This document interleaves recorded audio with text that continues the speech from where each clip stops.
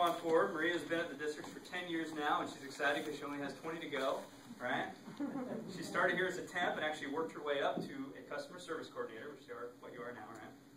Her favorite holiday, and I think she shares this with my wife, is Halloween. And her family gets really into it. Apparently the women in her family really like witches. I don't know what it is, it's like a Cuban thing, right? And so, no judgment, by the way, on the witches thing. Okay. But they have a little saying I want to share too. It's, where do the witches cook up their spells? It's in the kitchen, so get the heck out. So that's what they say. And she's just given the icebreaker speech. I don't know the title, so welcome and good luck. Thank you. Hi, everybody. Hello. My name is Maria, and I come from a family of 2 sisters and 1 brother. We were born in Miami, Florida, and raised here in sunny California. I'm going to focus on my passion, which is food. Let me put this over so you can see a little better. My passion, which is food. When I think about my future, I think of Paula Deen. Does anybody know who Paula Deen is? Is there? Okay, good. I think me and her have a lot in common, minus the diabetes. I grew up surrounded by good old-fashioned Cuban food. My passion for cooking, I think, came from my grandmother. Her food, she just, I don't know, she just loved to cook. She just always, everything she did was delicioso. That's all I can say. How many of us follow TV shows? Or does anybody have common? No. Okay. Well, my favorite one is Chopped. And Chopped is about mystery ingredients in a basket, and you have a certain amount of time to create a flavorful dish, and then you present it in front of some judges, and the judges they chop the person who didn't make it to the next round. Yeah. Well, my friend, whenever me and my friends get together, they start talking about The Bachelor, or they talk about American Idol, and I have no idea. I don't know. I'm not up to anything of that. So I sit there and I nod my head like, yeah, that was a good episode. That was a good one. I saw that last night. They're like, no, that was last week.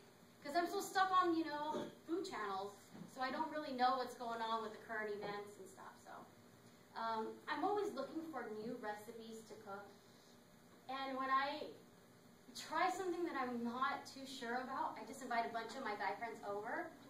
So when I present it to them and I think it doesn't taste that good, I just put a lot of hot sauce on top. I do. A lot of lemon or a lot of hot sauce, because I don't know what it is with you guys. You guys just, anything that's hot sauce, you guys think it's so good. Like, I don't know, women are not like that. You guys, men are just weird and different. I don't know.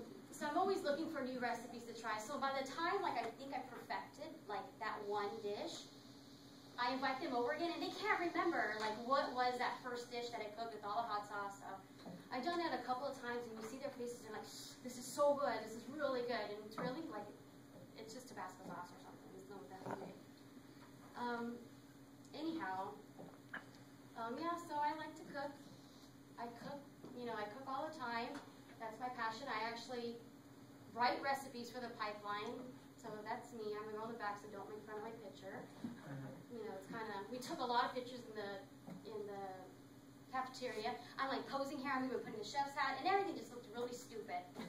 So it was actually kind of, Nell looked really cute in the back, so trying to replace her, that was tough. But she did a good job, so now I'm in charge of doing the recipes for that. So back to Paula Deen. Paula Deen, she actually became the spokesperson for diabetes. And I know, we're really, she had it for years. She just finally came out of the closet about it, so it's kind of silly. Which leads me into my grandmother. My grandmother passed away at 57 from complications from diabetes. And my biggest